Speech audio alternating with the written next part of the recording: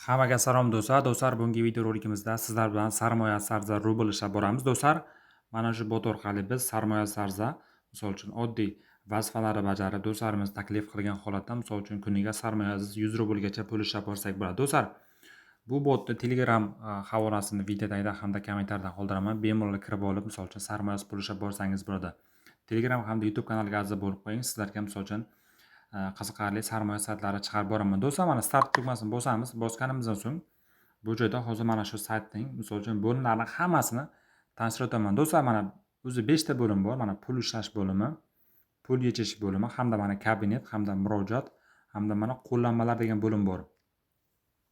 Mana shu bo'limlarga misol uchun kirib olib, har bittasini misol uchun ko'rib olib, tanishib chiqsak bo'ladi. Hozir sizlar bilan birgalikda mana shu bot haqida ham qisqacha bir tushuntirib o'taman. Do'stlar, birinchi navbatda biz pul ishlashimiz uchun pul ishlash degan tugmani bosamiz. Bosganimizdan so'ng do'stlar, bu yerda biz atigi 3 ta kanalga obuna bo'lib qo'yib, misol uchun pul ishlasak bo'ladi. Hozir mana kanallarga obuna bo'lamiz.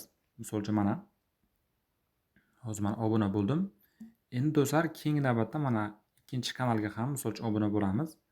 Bu kanalga ham obuna bo'ldim va tekshirish degan tugmani bosamiz. Do'stlar, mana biz misol uchun asosiy menyudamiz. Endi asosiy pul ishlashimiz uchun mana pul ishlash degan tugma bor, shu tugmani bosamiz. Qarang, bu joyda misol uchun bizda referalni havolamiz berilyapti. Hozir hammasini bir ko'rsatib o'taman. Mana referalni havola, shu referalni havolani ustiga bosib nusxalab olasiz. Nusxalab olgandan so'ng do'stlaringiz taklif qilsangiz bo'ladi. Do'stlar, taklif qiladigan bo'lsangiz, har bitta qo'shilgan do'stingizga 2 rubldan beriladi. Do'stlar, bu misol uchun avtomatik sizda hisobingizga kelib tushadi. Bu pullarni xohlagan paytda Payer hisobingizga chiqarsangiz bo'ladi. Payerga ham yetishdi. Sizlar bilan birgalikda ko'rsataman. Ulashish degan tugmani bosib, do'stlaringizda ham bemalol taklif qilib, misol uchun sarmoya sarza ishlab borsangiz bo'ladi. Do'stlar, endi mana pul yechish bo'limi bor. Pul yechish bo'limida mana do'stlar, mana biz Payerga yechsak bo'ladi. Bu yerga qarang. Hozir sizlarga ko'rsataman. Payerga pul yechayotgan payti do'stlar, mana Payerga pul yechayotgan paytingiz mana bu Payerning mana bosh P harfini olib tashlab, misol uchun pul yechasiz.